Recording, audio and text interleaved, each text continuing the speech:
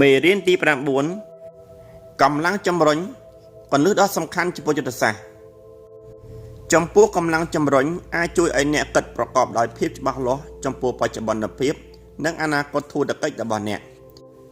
និងអ្វីគ្រប់យ៉ាងដែលអ្នកធ្វើឬនឹងធ្វើដូច្នេះចូលរកឲ្យឃើញនៅកម្លាំងចម្រុញរបស់អ្នកកម្លាំងចម្រុញផលិតផលឬសេវាកម្មចំពោះកម្លាំងចម្រុញផលិតផលឬសេវាកម្មកំណត់អំពីទំហំទីផ្សាររបស់អ្នក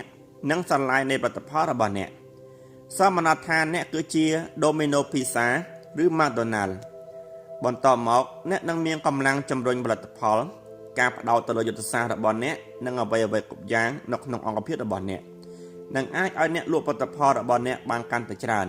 ទៅឲ្យអតិថិជនកាន់តែច្រើនតាមមធ្យោបាយផ្សេងៗតាមដែលអ្នកអាចធ្វើទៅបានប្រសិនបើអ្នកជាកាឡាបញ្ជីឬអង្គភាពមេធាវីអ្នកនឹងមានកម្លាំងជំរុញសេវាកម្មគោលដៅរបស់អ្នកនឹងលក់សេវាកម្មរបស់អ្នកបានកាន់តែច្រើនទៅឲ្យអតិថិជនកាន់តែច្រើននៅក្នុងមធ្យោបាយផ្សេងៗជាច្រើនតាមដែលអ្នកអាចទៅរួចកម្លាំងជំរុញតម្រូវការទីផ្សារចំពោះកម្លាំងជំរុញនេះកើតឡើងនៅពេលអ្នកកំណត់ទីផ្សារបានជាក់លាក់ហើយអ្នកសួរខ្លួនឯងថាតើចំណង់នឹងតម្រូវការទីផ្សាររបស់ខ្ញុំគឺជាអ្វីបន្ទាប់មកអ្នកផលិតទំនិញឬសេវាកម្មសម្រាប់ទីផ្សារនោះអតិថិជនរបស់ខ្ញុំម្នាក់បានផ្គត់ផ្គង់សេវាកម្មច្បាប់គ្រប់រដ្ឋទាំងអស់វាគឺជាក្រុមហ៊ុនដ៏ល្អមួយដែលបានផ្ដោតច្បាស់លាស់វាជាអង្គភាពមានគ្រប់គោលដៅទាំងអស់ដែលបានផ្ដោតគ្រប់យ៉ាងដែលការិយាល័យច្បាប់ត្រូវការដើម្បីប្រតិបត្តិការយ៉ាងមានសិទ្ធិភាពចាប់តាំងពីពេលដែលវាត្រូវបានចុះហត្ថលេខាលើភាគតិសន្យារហូតដល់ពេលវាត្រូវបិទទ្វារក្រុមហ៊ុននេះផ្គត់ផ្គង់គ្រឿងសង្ហារិមកុំព្យូទ័រកម្មវិធីឧបករណ៍និងសម្ភារៈការិយាល័យហើយសូម្បីតែសេវាកម្មបណ្ដោះអាសន្ននៅពេលដែលចាំបាច់ក៏មានដែរកម្លាំងជំរុញលើការផ្ដោតចំពោះកម្លាំងជំរុញលើការផ្ដោតនេះកើតឡើងនៅពេលដែលអ្នកកសាងធុរកិច្ចរួចហើយអ្នកផ្ដោតទៅលើវាជានិច្ចដោយមិនបាច់អារម្មណ៍ទៅធ្វើរឿងផ្សេងទៀតឡើយឧទាហរណ៍ដ៏ល្អមួយនៃក្រុមហ៊ុនដែលមានកម្លាំងជំរុញលើការផ្ដោតគឺ Apple មិនបានផលិតទូទឹកកកឬលក់គ្រឿងទេសនោះទេ Apple ផលិតផលដែលជាភាពមានប្រៀបរបស់ខ្លួនប៉ុណ្ណោះហើយភាពច្នៃប្រឌិតនៅក្នុងការផ្ដោតនេះអាចផ្ដល់ឲ្យវាមានប្រៀបជាងគូប្រកួតប្រជែងលើទីផ្សារមិនថាអ្នកផលិតកុំព្យូទ័រកម្មវិធីទីផ្សារអ៊ីនធឺណិតសម្ភារៈទូរគមនាគមន៍និងអ្វីជាច្រើនទៀតនោះទេការផ្ដោតរបស់អ្នកនឹងកំណត់ពីផលិតផលនិងសេវាកម្មដែលអ្នកផ្ដល់ទីផ្សារដែលអ្នកបម្រើនិងផលិតផលថ្មីៗដែលអ្នកនឹងផលិតបន្តបន្ទាប់កម្លាំងជំរុញសមត្ថភាពផលិតផលក្នុងករណីនេះសមត្ថភាពផលិតផលរបស់អ្នកនឹងកំណត់ពីផលិតផលនិងសេវាកម្មដែលអ្នកផ្ដល់និងទីផ្សារដែលអ្នកបម្រើឧទាហរណ៍កម្លាំងជំរុញរបស់ក្រុមហ៊ុនផលិតគ្រឿងសង្ហារិមគឺរចនានិងផលិតគ្រឿងសង្ហារិមដែលងាយនឹងនាំឡើងឲ្យបានកាន់តែច្រើនសម្រាប់មនុស្សជាច្រើននៅក្នុងទីផ្សារដ៏ទូលំទូលាយវាមានគ្រឿងប្រដាប់ប្រដាដូចជាម៉ាស៊ីនកលឹងម៉ាស៊ីនស្វាននិងម៉ាស៊ីននាំឡើងសម្រាប់ផលិតគ្រឿងសង្ហារិមនិងគ្រឿងសង្ហារិមដែលបានគុំគ្នាឡើងសមត្ថភាពផលិតរបស់វាកំណត់ថាតើវាអាចផលិតគ្រឿងសង្ហារិមអ្វីខ្លះនិងចំនួនប៉ុន្មានកម្លាំងជំរុញវិធីសាស្ត្រលក់វិធីសាស្ត្រលក់អាចជាការលក់រាយលក់បោះដុំលក់តាមមេលអ៊ីនធឺណិតឬតាមអ្នកតំណាងផលិតនៅក្នុងធុរកិច្ចរបស់យើងនិងរាប់លេខធុរកិច្ចផ្សេងទៀតនៅទូទាំងពិភពលោកសប្តាហ៍ថ្ងៃវិធីសាស្ត្រនៃការលក់ត្រូវបានទាញយកមកលក់តាមរយៈអ៊ីនធឺណិតនិងបានចែកចាយតាមអនឡាញព្រោះវិធីសាស្ត្រនៃការលក់បែបនេះគឺងាយទំនាក់ទំនងអតិថិជនហើយងាយផ្ដល់ឲ្យពួកគេនៅចំណេះដឹងនៃផលិតផលរបស់យើងរឿងនេះកំណត់ពីរចនាសម្ព័ន្ធធុរកិច្ចរបស់យើងទាំងមូលចាប់ពីការអភិវឌ្ឍផលិតផលរហូតដល់បុគ្គលិក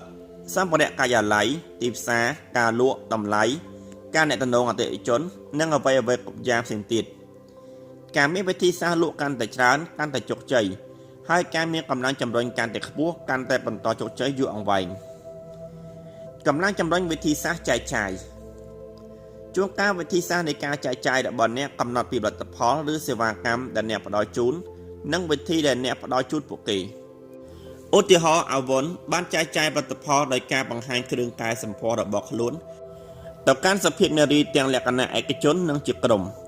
វិធីសាស្ត្រចែកចាយដោយផ្ទាល់នេះកំណត់នៅពីរចនាសម្ព័ន្ធក្រុមហ៊ុនទាំងមូលរួមទាំងផលិតផលដែល Avon នឹងផ្ដល់ជូន ទៅ តំណែងនេះនឹងលក់នៅក្នុងតម្លៃប៉ុន្មានលក់តាមវិធីណានិងចែកចាយតាមរបៀបណាហើយសំណងរបស់ក្រុមហ៊ុននិងបញ្ញាសម្ព័ន្ធហិរញ្ញវត្ថុនឹងអបទៅយ៉ាងម៉េច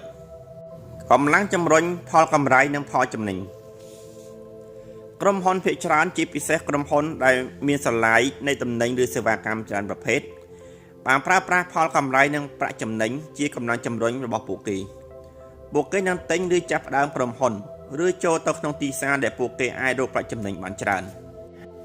American Home Product មានឈ្មោះល្បីល្បាញដោយសារតែយុទ្ធសាស្ត្រនេះអស់រយៈពេលជាច្រើនឆ្នាំ